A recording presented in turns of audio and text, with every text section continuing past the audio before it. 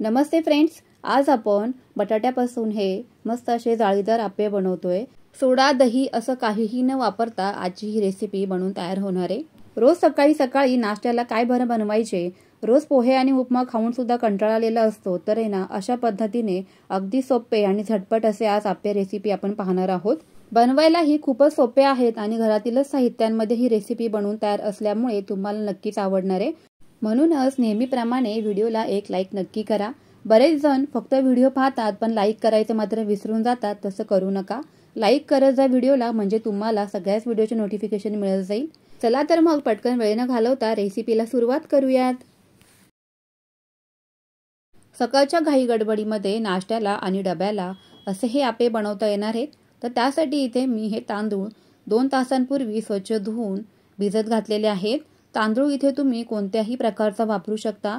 तांदूळ अगदी व्यवस्थित आपल्याला इथे भिजत घालून घ्यायचे आहेत। त्यानंतर एका मोठ्या मिक्सरच्या भांड्यामध्ये हे सर्वच तांदूळ आपल्याला निथळून घ्यायचे। त्यातील जे काही पाणी आहे ते आपल्याला वापरायचंच आहे, पण एकदम जास्त पाणी घालायचं नाही। सर्वच तांदूळ या मिक्सरच्या भांड्यामध्ये घालून झाल्यानंतर आपल्याला 2 मोठ्या आकाराचे बटाटे इथे मी उकडून घेतलेले आहेत। तर आता इथे शक्यतो हे बटाटे जे आहेत ना, तर ते मोठ्या आकाराचेच घ्या। मीडियम आकाराचे जर का असतील तर 3 बटाटे घ्यायचे आहेत, पण खूप जास्त मोठे असतील तर 2 बटाटे मात्र पुरेसे आहेत। सुरीच्या मदतीने बारीक बारीक या बटाट्यांच्या फोडी करून घेऊयात, म्हणजे मिक्सरच्या भांड्यामध्ये ते अगदी व्यवस्थित बारीक होतील आणि कुठे जाड वगैरे राहणार नाही। कट करून घेतलेले हे सर्वच बटाटे इथे मी मिक्सरच्या भांड्यामध्ये घालून घेते। साधारणतः अर्धा ग्लास पाणी यामध्ये फक्त घालायचं आहे। सुरुवातीला एकदम पाणी घालायचं नाही। अगदीच बारीक स्वरूपाची आपल्याला मिक्सरमध्ये या मिश्रणाची पेस्ट तयार करून घ्यायची। परफेक्ट अगदी मी दाखवते त्याच पद्धतीने। बटाट्यांच्या जर का काही गुठळ्या वगैरे राहत असतील तर पुन्हा हे मिक्सरमध्ये बारीक फिरवून घ्यायचं आहे। एका मोठ्या बाउलमध्ये हे सर्वच मिश्रण काढून घेऊयात। मिश्रणाची थिकनेस कन्सिस्टन्सी तुम्ही इथे पाहून घ्या, खूप जास्तही पातळ आपल्याला हे बॅटर बनवायचं नाही। आता इथे मी लाल मिरच्या बारीक बारीक कट करून घेतलेल्या आहेत। तुमच्याकडे जर का अशा लाल मिरच्या नसतील तर तुम्ही हिरव्या मिरच्यांचा वापर केला तरी पण चालणार आहे।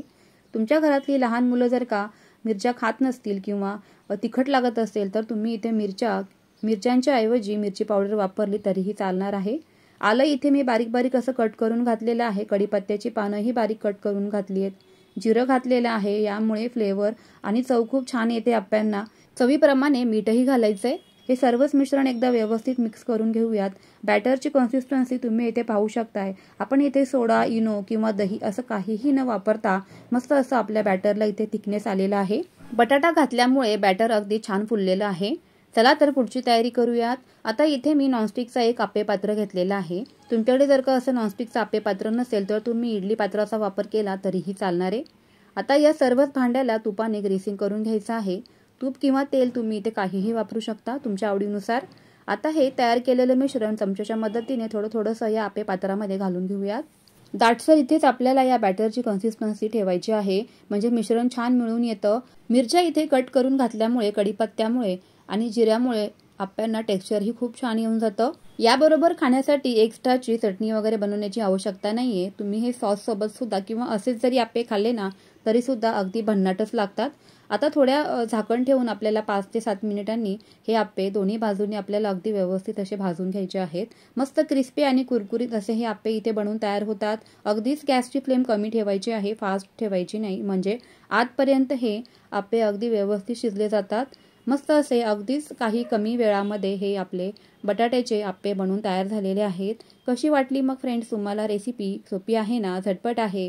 मुलांच्या डब्यालाही तुम्ही बनवू शकता किंवा मग सकाळच्या नाश्त्याला सुद्धा अगदी झटपट हे आप्पे बनवून तुम्ही देऊ शकता घरातल्या मंडळींना। अगदीच कमी साहित्यांमध्ये आणि कमी वेळामध्ये ही नाश्त्याची रेसिपी बनवून तयार झालेली आहे।